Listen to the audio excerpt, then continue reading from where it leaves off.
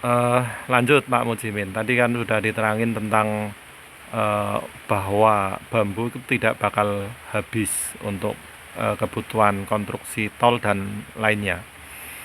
Lalu eh, meskipun demikian, apakah tidak ada upaya tertentu untuk eh, kelangsungan ekologi ya, atau ekosistem bambu dalam jangka panjang, misalnya dengan upaya konservasi bambu, penanaman bibit bambu, atau upaya-upaya konservasi lain, tidak hanya sekedar menunggu bambu muda tumbuh menjadi tua. Eh, Sebelumnya saya mau cerita agak panjang.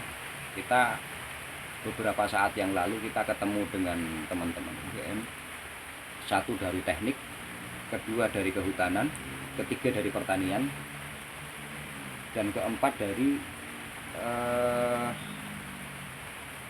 kalangan apa gitu, saya kurang paham. Yang jelas gitu, kita membahas masalah itu. Ada pertanyaan dari teman-teman yang ada di situ, perlukah kita menanam bambu? Saya hanya menjawab gini, kalau menanam bambu, kalau memang ada lahannya, monggo, silahkan. Tetapi untuk kalangan masyarakat yang punya lahan, belum tentu boleh ditanami bambu. Maka siapa yang bertanggung jawab di sini? Pertanyaan saya itu. Kalau masyarakat biasa, saya yakin nggak akan mau menggunakan lahannya untuk menanam bambu, karena dari segi harganya saja kita akan jatuh sebenarnya di masalah bambu. Karena apa? Satu bambu kalau dari petani itu di kisaran hanya 3 sampai 4 ribu per batang. Kita masih menunggu berapa tahun lagi untuk panen perdana. Untuk selanjutnya memang per tahun kita petik bambu dengan catatan penebangan bambu baik dan benar. Itu satu.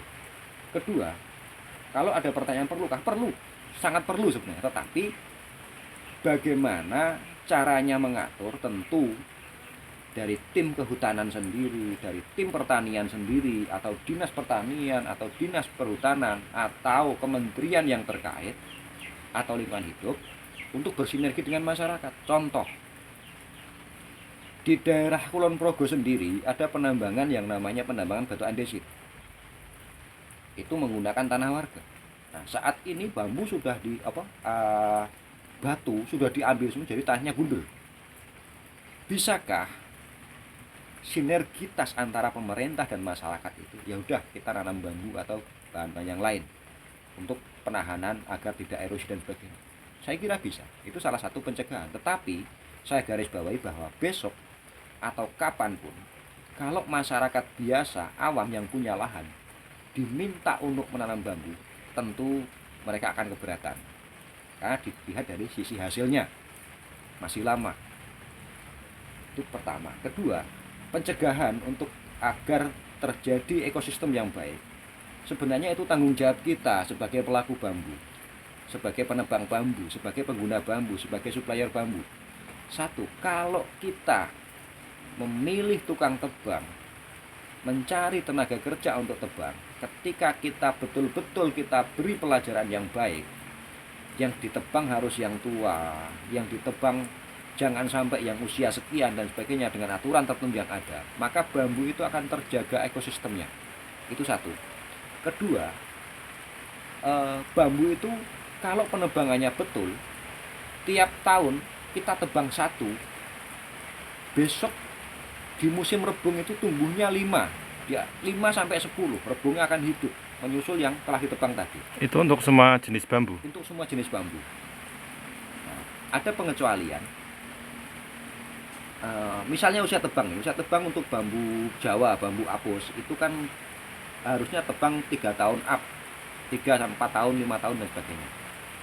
Bambu wulung sama, bambu apapun sama, cuma bambu petung itu punya usia khusus, karena bambu petung itu bisa tua ketika di usia 4 up, bahkan 5 tahun.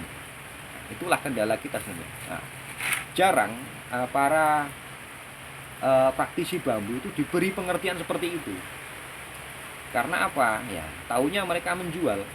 Yang penting bambu laku. Nah, untuk mencegah itu sebenarnya kita harus memberi pendidikan khusus kepada para penerima bambu, pengepul bambu yang ada di sana, pengguna bambu yang ada di sana. Bambu yang harus diterima itu yang sekian, seperti ini, usia sekian, kira-kira seperti itu. Kalau kita harus mencari bambu harus 3 tahun, harus 4 tahun, nggak bisa. Tetapi kalau minimal mereka mengatakan bambu yang harus diterima itu bambu yang tua, itu pasti bisa bambu yang tua. Karena apa? Ciri-ciri bambu tua itu satu, misalnya kalau sudah kering nggak kisut, tidak mudah pecah dan sebagainya, itu bambu tua. Terus dari segi beratnya pun beda. Bambu yang belum tua itu akan lebih ringan daripada bambu yang tua. Jadi bambu tua itu lebih berat, berjamur dan sebagainya. Itu ciri-ciri bambu tua. Jadi kalau orang bertanya bagaimana cara melihat bambu tua, itu bambu tua itu sudah terlihat kok secara kasat mata. Tidak perlu dilihat ini usianya berapa, tapi bambu tua itu seperti itu ciri-cirinya. Ada jamurnya, yang bambu hijau sudah menguning, yang bambu hitam sudah agak keputih-putihan karena ada lumutnya dan sebagainya, ada jamurnya dan sebagainya.